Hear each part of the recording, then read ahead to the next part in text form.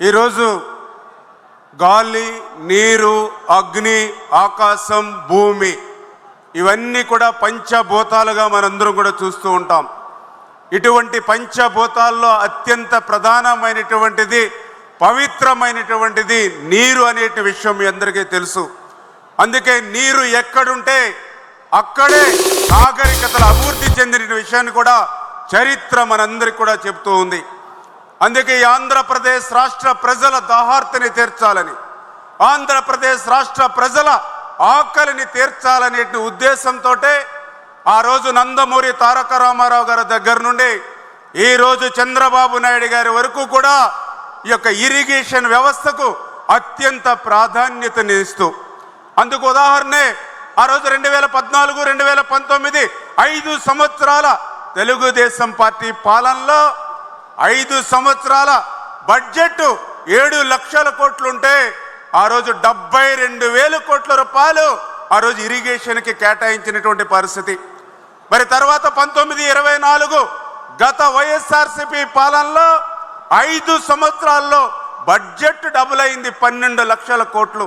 కానీ కేటాయింపులు చూస్తే కేవలం 32,000 కోట్ల రూపాయలు మాత్రమే. అంటే ఏ రకంగా ఇరిగేషన్ వ్యవస్థని నిర్వీర్యం చేసేసారో ఆ బడ్జెట్టే ఒక ఉదాహరణ అనే విషయాన్ని కూడా ఈ సందర్భంగా తెలియజేసుకుంటూ ఉన్నా. అందులో ముఖ్యంగా పోలవరం అంటే ఒక వరం, పోలవరం అంటే ఒక జీవనాడి. అటువంటి పోలవరం ప్రాజెక్టుని ఆ రోజు 14-19 5 సంవత్సరాల్లో మరి చంద్రబాబు నాయుడు గారు 72% పూర్తి చేస్తే, తర్వాత వచ్చినటువంటి ప్రభుత్వం 19-24లో పోలవరాన్ని పూర్తి చేయడం మాట అటుంచి 20 సంవత్సరాలు వెనక్కి పోలవరాన్ని నెట్టేసినటువంటి పరిస్థితి. ఆ రోజునటువంటి ప్రభుత్వం విధ్వంసానికి పోలవరం బలైపోయినటువంటి పరిస్థితి.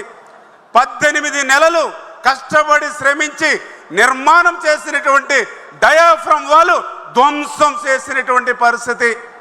ఆ రోజునటువంటి ఇరిగేషన్ శాఖ మంత్రి చెప్పాడు, పోలవరం ఎవ్వరికీ అర్థం కాదు, ఎందుకంటే నాకే అర్థం కాలేదు కాబట్టి ఇంకా పోలవరం ఎప్పుడు పూర్తవుతుందో చెప్పలేమని సాక్షాత్తు ఆ రోజునటువంటి ఇరిగేషన్ శాఖ మంత్రి చెప్పినటువంటి పరిస్థితి.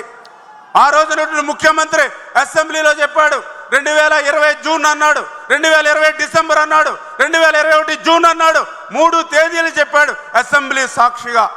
పోలవరం పూర్తవడం నా వల్ల కాదని చేతులెత్తేశాడు నాటి ముఖ్యమంత్రి.